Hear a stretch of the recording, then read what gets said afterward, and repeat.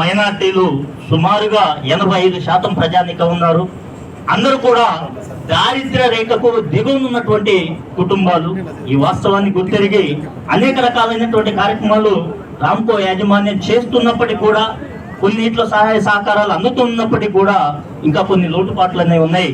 దయచేసి ఇక్కడికి వచ్చి మాట్లాడేటటువంటి వక్తలు ఎవరు దీనికి వ్యతిరేకం కాదు, కానీ సూచనలు ఈ అవసరాలు నేను తెలియజేసేటటువంటి ప్రయత్నం జరుగుతుంది. కాబట్టి దయచేసి కలెక్టర్ గారు వాటిని కొద్దిగా సీరియస్ గా తీసుకోవాల్సినటువంటి అవసరం ఉంది. జిల్లా కలెక్టర్ గా మీరు అటెండ్ అయ్యారు కాబట్టి మేము ప్రధానంగా చెప్పబోయేది ఏంటంటే, ఈ రోజు గ్రామాల్లో ఏదో పెళ్లిళ్ళైనా కానీ పబ్బాలైనా కానీ ఫంక్షన్లు చేసుకోవడానికి కమ్యూనిటీ హాల్స్ లేవు.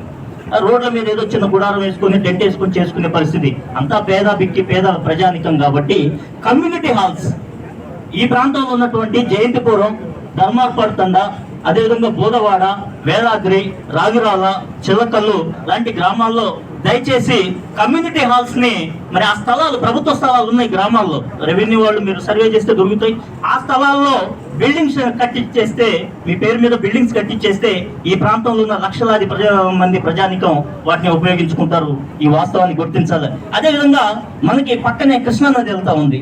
అక్కడ నుంచి కనుక వాటర్ కనుక అంటే పంపు డోర్ టు డోర్ కుటుంబాలకు కనుక పంపేయగలిగినట్టయితే, వాటర్ మినరల్ వాటర్ కనుక డోర్ టు డోర్ సప్లై చేయగలిగినట్టయితే, ఈ ప్రాంతంలో వాటర్ సమస్య ఎక్కువగా ఉంది కాబట్టి ఖచ్చితంగా ప్రజానికం ఆ నీటిని తాగటానికి సద్వినియోగం చేసుకోవడానికి అవకాశం ఉంటుంది. కాబట్టి కృష్ణా నది జలాలని ప్రతి కుటుంబానికి కూడా ట్యాప్ ద్వారాగా అందించే ప్రయత్నం యాజమాన్యం కొనసాగించాలని చెప్పి ఇంకొక రిక్వెస్ట్ చేస్తూ, మరి గత ప్రభుత్వం 75% స్థానికులకి ఉద్యోగ అవకాశాలు కల్పించాలని అసెంబ్లీలో తీర్మానం కూడా చేయడం జరిగింది. దయచేసి దాన్ని ఒకసారి యాజమాన్య వారు స్వీకరించి, మాట్లాడినటువంటి వ్యక్తుల్లో స్థానికులకు ఉద్యోగాలు ఇవ్వాలి అని అంటున్నారు. కాబట్టి దయచేసి స్థానికులకే ఉద్యోగాలు ఇచ్చేటటువంటి ఆలోచన చేయాలని చెప్పి తెలియజేసుకుంటూ, మరి ఈ మైనింగ్ పర్మిషన్ కి మేము పూర్తిగా మద్దతు తెలియజేసుకుంటూ, ప్రజలకు అవసరమైనటువంటి సిఆర్ఎస్ ఫండ్స్ పెద్ద ఇండస్ట్రీ కాబట్టి సిఆర్ఎస్ ఫండ్స్ కొన్ని కోట్ల రూపాయల ఫండ్ ఉంటుంది.